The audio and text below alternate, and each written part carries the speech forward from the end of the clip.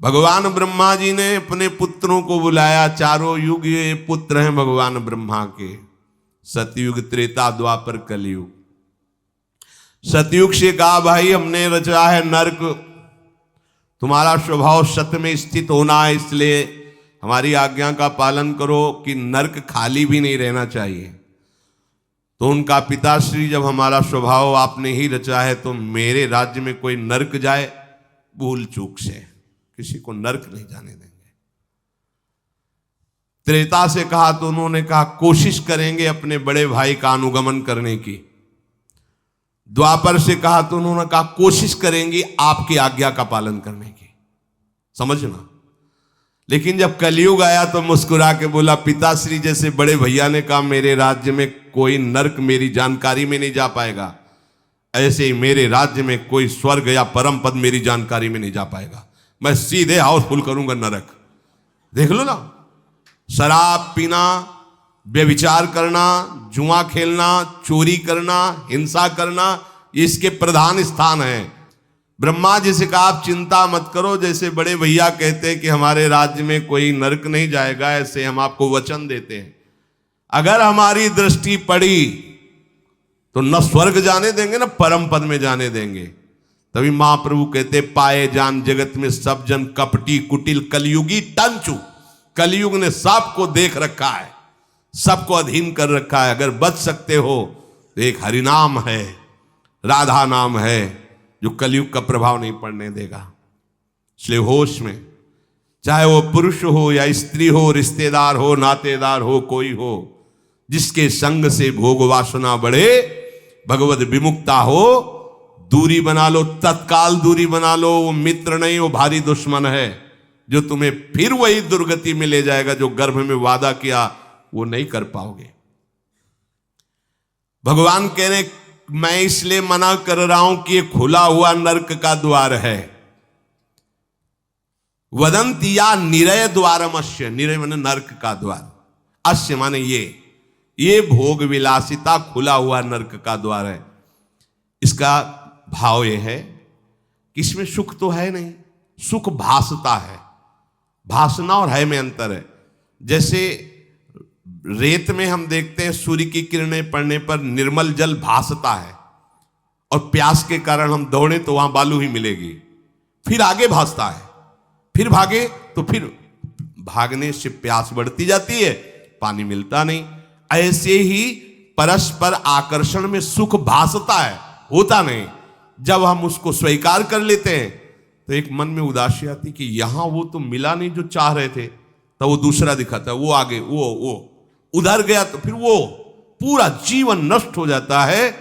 और मिला नहीं क्योंकि है नहीं, भासता है, सुख भासता है नहीं। प्रभु में सुख भासता नहीं, प्रभु में सुख है, भासता नहीं है। इसलिए जो भासता में लगे वो प्रभु में नहीं लग पाते, क्योंकि वहां भासता नहीं है, वहां भास रहा है, और है नहीं। यहां है, भास नहीं रहा है तो है का परिचय नहीं है, इसलिए वो यहां लग। और जो लग गया तो नाच नाच के मीरा जी कहती पायो जी पायो मैंने राम रतन धन पायो। पति है। प्रथम रात्रि में मीरा जी ने राणा साहब से कहा कि आप हमारी बात शायद समझ सकते हो, आप हमें स्पर्श मत करना। मैंने सुहाग गिरधर के नाम का भरा है, मैं तुम्हारी पत्नी नहीं हूं। लोक व्यवहार के कारण तुम पति रूप में आए हो, तो मैं चाहती हूं कि तुम मेरा सहयोग करो। मैं एक पतिव्रता हूं गिरधर की।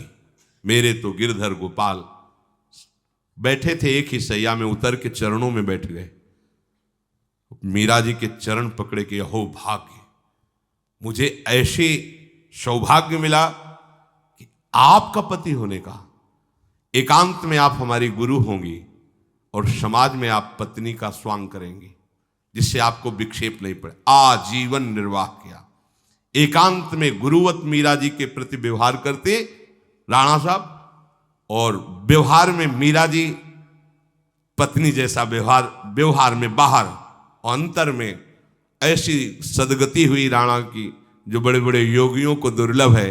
वो मीरा जी जीवन में कभी भी किसी भोग को स्वीकार नहीं किया।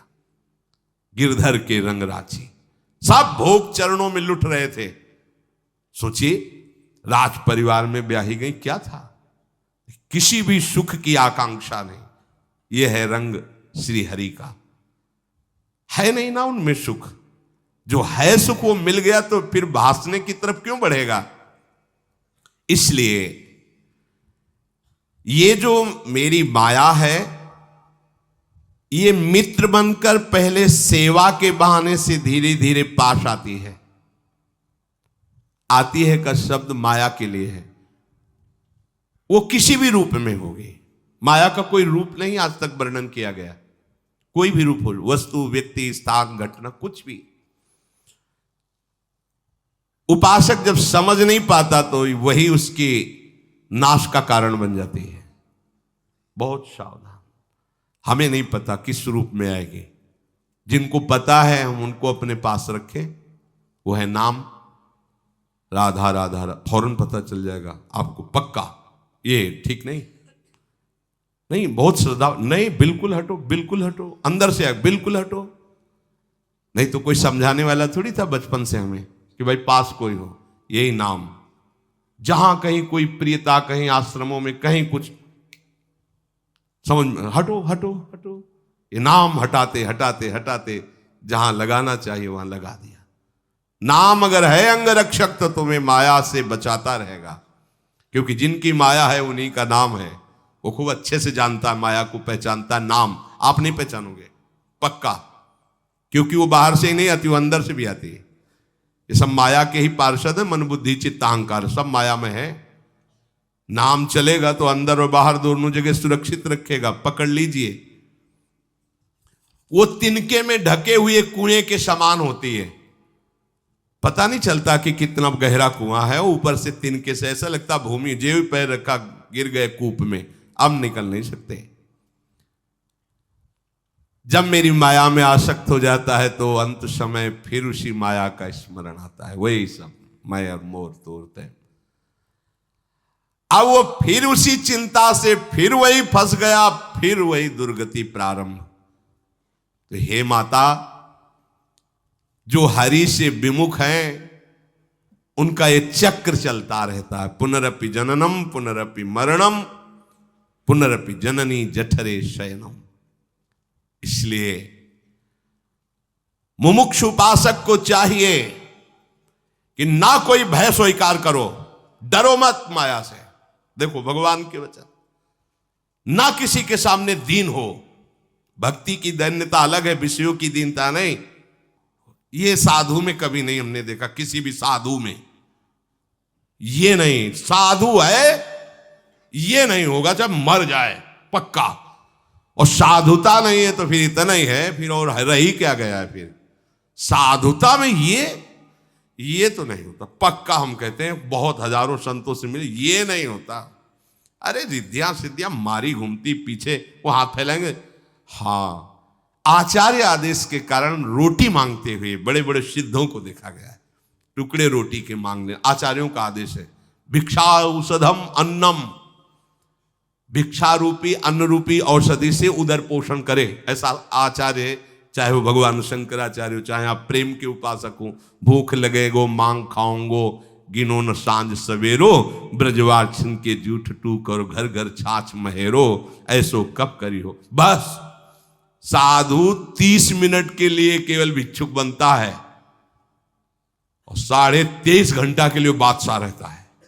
मिले तो ना मिले तो बस भिक्षा बादशाह। जाय न चाहे कबों कछ तुम सन सहज सने, बसो निरंतर तासुर सुर और निजगे। साक्षात भगवान हृदय में खेलते रहते हैं। दीनता नहीं होनी चाहिए। ये भागवतिक दैन्यता अलग है, ये दलिद्रता रूपी दीनता नहीं होनी चाहिए कि ठंडी लग रही कपड़ा दे दो। देखो हमें तीर्थ यात्रा करनी, पैसा दे दो। हमें यज्ञ कर, कौन सी यज्ञ करनी तुम्हें? कौन सी यज्ञ? श्वासों को बोलो राधा राधा राधा, एक एक श्वास की आहुति, इससे बड़ी कोई यज्ञ होगी? पूरा जीवन समर्पित, इससे बड़ा कोई तीर्थ होगा? अरे जहां चरण रख दे वहां तीर्थ प्रकट हो जाए, ऐसी भक्ति की महिमा होती। तीर्थ ही कुर्वन्ति तीर्थानि। ये दीनता नहीं होती साधुओं में, पाखंड में होती है। दीनता साधुता में नहीं होती। इस विषय की ये दे दो बाबूजी, धिक्कार है, धिक्कार है। कहा वह मोर दासा करे तुच्छ नरन के आशा, तो कहो कहां रहा विश्वासा। जिसने बिना किसी सहयोग के 1 सेकंड में अनंत ब्रह्मांडों को रच दिया, वो हमारे स्वामी है। इसके बाद तुम ऐसे मांगते घूमो, कहां दासता रही। भय, जिसके भय से मृत्यु भी भयभीत होकर काम कर रही, जिसके भय से सूर्य चंद्र प्रकाशित हो रहे, जिसके भय से पृथ्वी जल में नहीं डूब रही, वो हमारा स्वामी है। फिर हमें भय किससे? मोह, चराचर जगत मेरे प्रभु का अंश, बस इस बात से प्रीति है। कोई शारीरिक संबंध से नहीं, माता पिता भाई बंधु नहीं। हमारा संबंध नाते नेह राम के मनियत सुरत सुदेव। जहां लो जितने भी संबंध है, केवल आराध्य देव के संबंध से।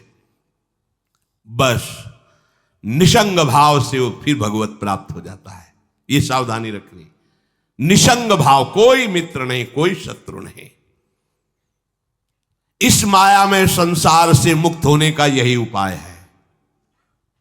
भय नहीं, दीनता नहीं, मोह नहीं, किसी का संग नहीं, और अपने श्यामा श्याम श्यामा श्याम श्यामा श्याम, उनके नाम के, उनके आश्रित। वो आगे से आगे ऐसा दुलार करते हैं, आपको सोचना ही नहीं पड़ेगा। जैसे माँ को पता है बाल भोग कब कराना है बच्चे को, कौन सी पोशाक धारण करानी है, कहाँ उसको खेलने ले जाना है, ऐसे ही हमारे प्रियालाल को पता है ये दास है, इसको कब क्या। सच्ची मानिए, आगे से आगे व्यवस्था उनकी। आश्चर्य में हो जाओगे आप जब अपना अहंकार उनको समर्पित कर दोगे। हम अहंकारी जीव अपने अहंकार के कारण धक्का खाते घूम रहे। नहीं, अखिल कोटि ब्रह्मांडों का सृजन करने वाला प्रभु है। 4 लाख योजन का एक पहाड़ केवल है, सोने का प्योर सोने का, मिलावट नहीं। 4 लाख योजन, 1 योजन 4 कोस, 1 कोस 3 किलोमीटर। कितना एक से एक रत्न इस पृथ्वी में है। ऐसे मालिक के गुलाम हो, ऐसे हाथ फैलाते घूमो। राधा राधा। इस शरीर को बहुत ध्यान से सुन लो। जो इस शरीर को निक्षेप माने धरोहर होता है, धरोहर की भांति। जैसे हम तुम्हें दे दें कि 500 रुपये रख लो, हमें जब काम लगेगा ले लेंगे, तो 500 रुपये रखे आपकी जेब में, लेकिन आप कभी उसे अपना नहीं मानेंगे।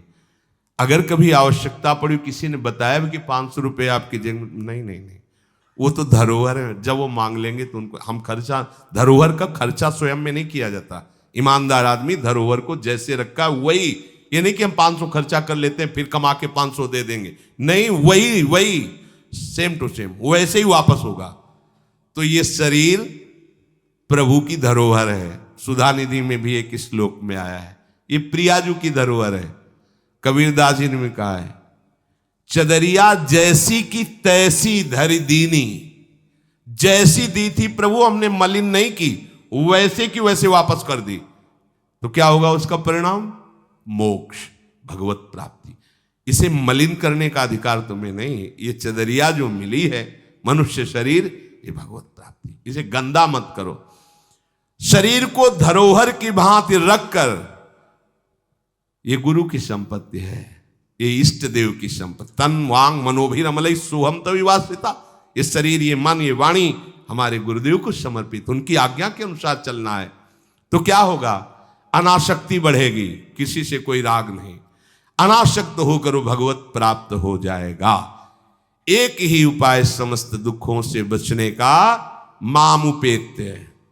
जो मेरे आश्रित हो गया, मेरा भजन करता है, पुनर्जन्म नहीं होता उसका। क्योंकि दुखालयम शाश्वतम, संसार में वही जवानी, वही बुढ़ापा, वही रोग, वही योनियों में भटकना। थोड़ा तो थक जाओ। तुम्हें नहीं चाहिए दिव्यता, तो कम से कम इतना समझ लो। फिर वही प्रारंभ वाली बात कहते हैं कि देश विदेश सुख के लिए भटकते हो, तो हम भी तो ऐसे देश की बात कर रहे हैं जहां सुख ही सुख है, जहां काल की भी चाल नहीं है। वो है निकुंज देश। निकुंज देश के राजा हैं श्यामा श्याम। चलो ना वहां, राधा राधा रूपी धन कमाओ। यहां किसी से व्यवहार न करो, प्रेम का व्यवहार भगवत समर्पित करो, राग द्वेष का व्यवहार मत करो। तो इसी जन्म में ये कर्म परंपरा खत्म हो जाएगी। पता नहीं कौन कौन सी योनियों में हमें जाना पड़े माँ के गर्भ में। इसलिए भाई ये आखिरी जन्म होना चाहिए, ऐसा कर लो, ऐसा धन कमा लो जो तुम्हारे साथ चले, वो है राधा नाम। अब जीवन में धोखा ना होने पावे। सबसे प्रार्थना है बच जाओ, आगे और कलयुग भयानक रूप लेके आएगा, आपसे भजन नहीं होगा। अभी देख लो, न खान पान पवित्र है, न संग पवित्र है, न दृश्य पवित्र है, आगे तो और भी। ये ऐसा समय पैदा करेगा कलयुग कि कोई राम कृष्ण हरि नाम सुनाई नहीं देगा। भा भ्रष्टाचारा सब संसारा धर्म सुने नहीं, कहीं स्वाहा स्वधा तो खत्म होता जा रहा है। देख लो, पहले यज्ञों की भरमार होती थी, कहां यज्ञ हो रहे हैं। ऐसे ही अभी सत्संग सुनने को मिल रहा है। कितने जगह सत्संग होता है, भगवत प्राप्ति का कितनी जगह सत्संग होता है, खोज लो आप पूरे भारत में। कितनी जगह शुद्ध शास्त्र सम्मत भगवत मार्ग की बात मिलेगी। कितने नाम जापक रह गए हैं। वास्तविक आगे चल करके आपको सपोर्ट ही नहीं मिलेगा भक्ति का। जैसे अभी डरने लगे कि अगर तिलक लगा के जाएंगे तो ऑफिस वाले क्या कहेंगे। स्कूल में तो कंठी और तिलक ही नहीं धारण करने दिया जाता। बच्चे कहते हैं, घर में कहते हैं तुम सुहागवती हो, कंठी तो विधवा धारण करती हैं। कैसा दुर्बुद्धि घर वाले। और ठाकुर सेवा ये तो विधवाओं का काम होगा। सच्ची सौभाग्यवती वही है जिसने ठाकुर सेवा स्वीकार कर ली। सच्चा मंगल सूत्र कंठी ही है जिसने हरि का पहन लिया। कैसी मंद बुद्धि है लोगों की। ऐसी मतलब सौभाग्यवती भी कंठी पहन सकती हैं, तो हमें लगता है इससे बड़ा दुर्भाग्य क्या होगा। हम इसे सौभाग्य मानेंगे। राम हरि कृष्ण बोल न पावे, कंठी न धारण करे, रज न धारण करे और उसे सौभाग्यवती। तो कौन सा सौभाग्य। मरण धर्मापति, कुछ दिन में वो भी मरेगा, फिर बनना क्या बनना। न भजन लायक रह जाओगे, न संसार लायक रह जाओगे। प्रार्थना मान लो, थोड़ा कड़ुआ लगेगा लेकिन बहुत मीठा है परिणाम इसका। यत् अग्रे विस्मयो परिणामे अमृतोपमम। जिसमें शुरुआत विष जैसी लगे उसका परिणाम अमृत में होता है। खूब भजन करो और इसी जन्म में श्री जी को प्राप्त करो। श्री राधा वल्लभ लाल।